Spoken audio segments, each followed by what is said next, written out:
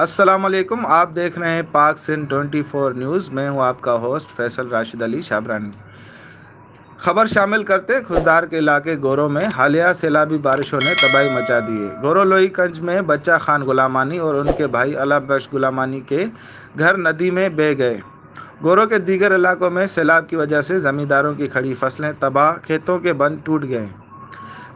مزید خوددار علاقہ گورو شہریوں کا کہنا تھا کہ ہم پرزور اپیل کرتے ہیں وزیر اعظم شہباز شریف، بلوچستان وزیر اعلیٰ بلوچستان عبدالقدوس بزنجو، MNA خوددار جناب سردار اختر جان مینگل، جناب کمشنر کلات ڈویژن داؤد خان خلجی، جناب ڈپٹی کمشنر میجر ریٹائرڈ محمد الیاس قبضی سے کہ یہاں ایک بچاؤ بند تعمیر کر کے ہماری جان و مال کی حفاظت کی جائے اور ہمیں بڑے نقصان سے بچایا جائے۔